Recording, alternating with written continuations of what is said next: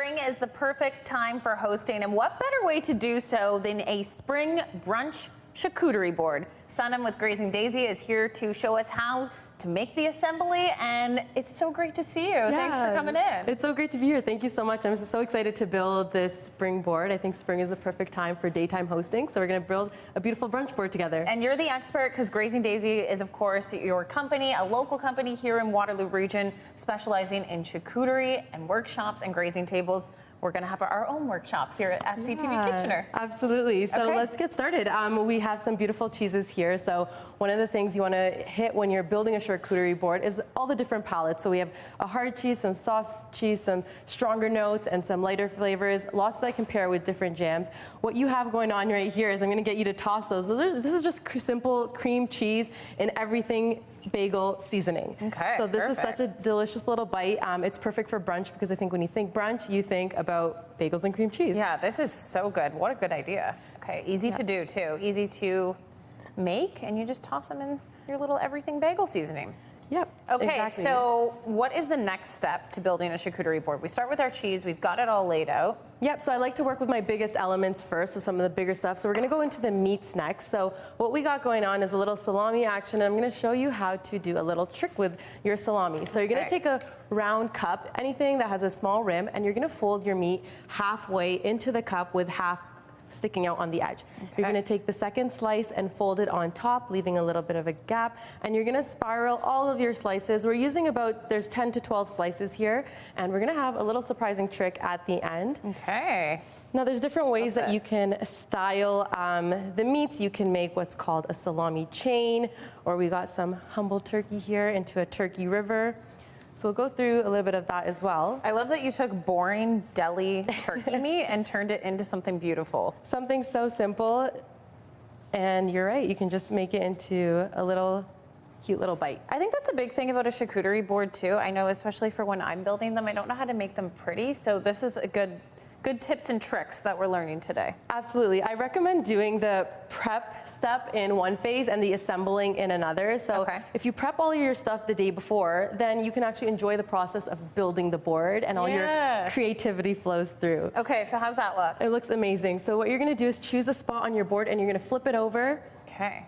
Anywhere you'd like, and you're going to wiggle the cup up. Wow, look at that. There you go, a beautiful salami rose. It looks wonderful. Love it. Okay, should I just add the rest of my meat Absolutely. here? And just a quick note, like when you're building a charcuterie board, it is very hands-on, so make sure you wash those hands good, and it'll be... Okay, so do you want to separate the meats from the cheeses and kind of have an array of things going on? Yeah, I would definitely kind of spread out the meats. You want to keep things away from each other, because as we build, we're going to be seeing the different elements. You want to have the end goal in mind. Okay, perfect. So once you are done putting your cheese and your meats, the good stuff, we're going to go in with some green grapes. And I like to use green during the spring and summertime, because it really is just like freshens up the board and adds that bright, bright feel.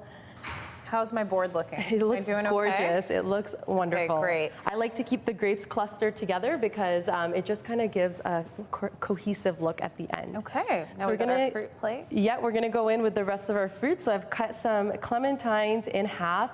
I love doing this on a brunch board, because it just looks so beautiful and delicious. It's very inviting to cut the oranges like this. The color is just so this pretty. is such a good way to spruce it up. I feel like these are the kind of tricks I would never think of when building my boring charcuterie board at home. So now I'm gonna know what to do. My kids love it too. When you are done with the oranges, you know what? Some of the bigger bulky items to make it more brunch style, we have some mini muffins and some croissants. We're just gonna add all of those elements in wherever you feel like the space, and then we'll go in with the smaller fruits as the board is bulking up. Okay, this is a fun way to do brunch too, because you can be hosting plenty of people, and there's something different for everyone here. Absolutely. And also, Mother's Day fast approaching. You could have mom over for a nice little brunch spread. Yes, and charcuterie really, when you're building a board, it hits all those love languages, because it's like quality time, acts of service, you're making something for someone, and it is really communal feel. So let's get in all of those fruits over there, and we have some beautiful kiwi as well. So if you want to put those, pop them in. And I like to put like the kiwi in bright colors near something that's maybe a little bit more dull looking. So there you go, I'm gonna pass those to you. I feel like I'm running out of space on my board here. Yeah, and really to just wrap up the board, you want to garnish it with all your little berries and your dried fruits and nuts. Okay, perfect. These are like the finishing touches. These are the finishing touches. And for anyone looking to kind of learn a little bit more about how to build these boards, you do offer workshops as well. I do, yes. We've done a bunch of workshops here in the Waterloo region, fun interactive events where people can come and show you step by step on how to make a beautiful board. Okay, perfect. Okay, the finishing touch, we have some local... Yes, we have some local products. So we have some local honey as well as jams from some amazing companies. I'm going to let you try a little bit of this. Okay. This one has got some heat. It's a pineapple kiwi with scorpion ghost pepper. It's hot. It's so delicious though. Ooh, it's hot. It's got a little bite to it. It's got a kick. So you can put, I like to put the jams in little containers. That way you don't have big bulky jams. You can just kind of pop those in wherever you'd like. Okay. And then if you have a little honey pot from Nectar Reserve, we got some local honey that's from an apiary right outside Kitchener. Okay, perfect. And then we have our nuts for the final finishing touch. I'm going to sprinkle some of these on.